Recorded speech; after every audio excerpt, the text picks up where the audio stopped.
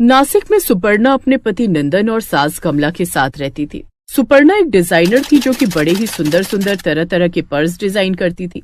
सुपर्णा का सपना था कि वो खुद का एक हैंडबैग का शोरूम खोलना चाहती थी, लेकिन वो अमीर खानदान की बहू थी, इसलिए उसकी सास उसके काम करने के खिलाफ थी।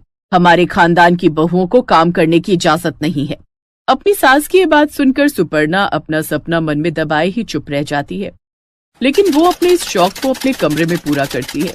वो अपने कमरे में बैठकर तरह तरह के डिजाइन के पर्स बनाती, लेकिन वो अच्छे से जानती थी कि उसकी सास इसके लिए कभी तैयार नहीं होती। फिर एक दिन वो अपने पति को अपने डिजाइन किए हुए हैंडबैग्स दिखाती है। वाह सुपर्णा, तुम तो कमाल के पर्स बनाती हो, क्या डिजाइन है। तुम्हारी तरह और कई लोगों को भी मेरे डिजाइन किए हुए हैंडबैग्स काफी पसंद आते हैं नंदन, इसलिए मैं खुद का हैंडबैग्स का शोरूम खोलना चाहती हूँ। लेकिन तुम जानती हो ना, माँ इसके खिलाफ है। वो नहीं चाहती कि उनकी बहू घर के बाहर जाकर काम करे। हमारे यहाँ पैसों की कमी नहीं है सुपर्णा। बात सिर्फ पैसों की नहीं है नंदन, मैं खुद की पहचान बनाना चाहती हूँ। मैं तुम्हारा पूरा सपोर्ट करूंगा, लेकिन तुम जानती हो माँ को कन्विंस करना थोड़ा मुश्किल होगा। नंदन इस बारे में अपनी माँ से बात करता है। नहीं, कोई जरूरत नहीं है हमारे घर की बहू को बाहर जाकर काम करने की। ये हमारी इज्जत के खिलाफ होगा। वो घर पर ध्यान दे, यही उसके लिए काफी है। अपने ससुराल वालों की इज्जत के आगे अब सुपर्णा को अपना सपना टूटता नजर आ रहा था।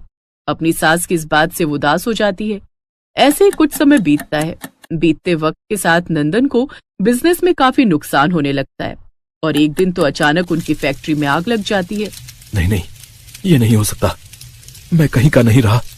मेरी फैक्ट्री। अब उनका काम पूरी तरह से बंद हो जाता है। नंदन ने बैंक से कुछ कर्जा उठाया था बिजनेस को पटरी पर लाने का, लेकिन उसकी फैक्ट्री में रखा सारा सामान जल जाता है और बैंक का पैसा न भर पाने के कारण उसका घर भी बैंक वाले अपने कब्जे में कर लेते हैं और अब वो पूरी तरह सड़क पर आ जाते हैं। उनके पास अब कोई छत न थी। हालात ये हो गए कि अब वो सड़क पर रहने को मजबूर हो गए और वहीं तंबू गाड़ कर रहने लगे। वहां रहकर भी सुपर्णा ने अपना शौक नहीं छोड़ा। नहीं, मैं हार नहीं मानूंगी। मेरे पास अभी भी मेरी कला है। अगर सब कुछ खत्म हो गया है तो मैं अपने इस हैंडबैग के जरिए नए रास्ते खोलूंगी। क्या तुम सच में ही कर सकती हो बहू? हाँ माँ जी, ये सिर्फ हैंडबैग नहीं, मेरी जान है। मैं पर्स बेचकर अपने इस काम की शुरुआत करूंगी।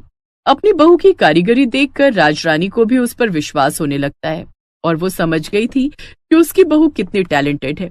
अब वो सड़क किनारे ही अपने बनाए हुए पर्स बेचने लगती है। उसके पर्स के डिजाइन इतने अच्छे थे कि देखते ही लोगों को पसंद आ जाते और वो उसे और भी ऑर्डर दे जाते। सुपर्णा का काम अब अच्छा चलने लगा।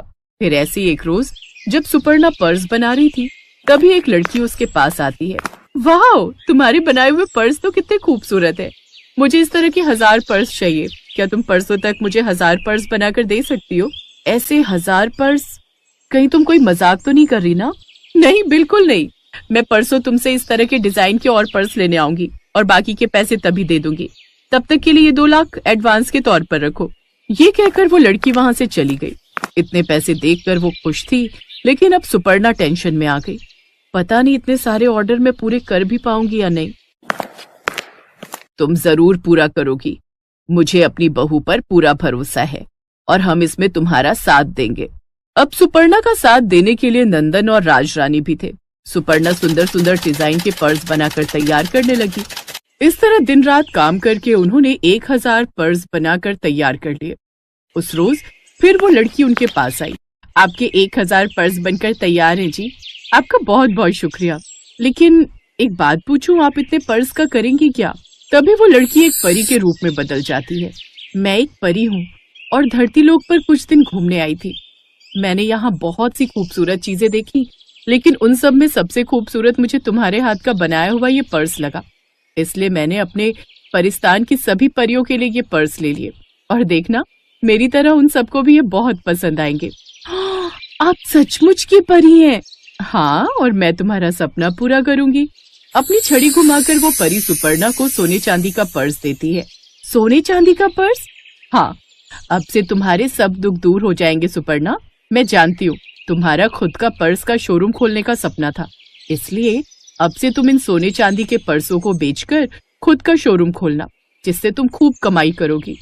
मैं जानती हूँ ये तुम्हारा सपना था, अब तुम जी लो अपना सपना। ये कहकर वो परी परिस्तान लौट गई और उस दिन के बाद से सुपर्णा ने कभी मुड़कर नहीं देखा। उन सोने चांदी के पर्स को गिरवी रखकर उसने खुद का बड़ा शोरूम खोल लिया, जिसमें वो तरह तरह के डिजाइनर पर्स बेचने लगी, जिससे उसको खूब कमाई होने लगी। उनका एक बड़ा सा घर बन गया और फिर अपने उस सोने चांदी के पर्स को भी छुड़वा लिया और अपने शोरूम में उन्हें अलग से सजा कर रख दिया। अब उसका शोरूम सोने चांदी के पर्स वाले शोरूम से फेमस हो गया।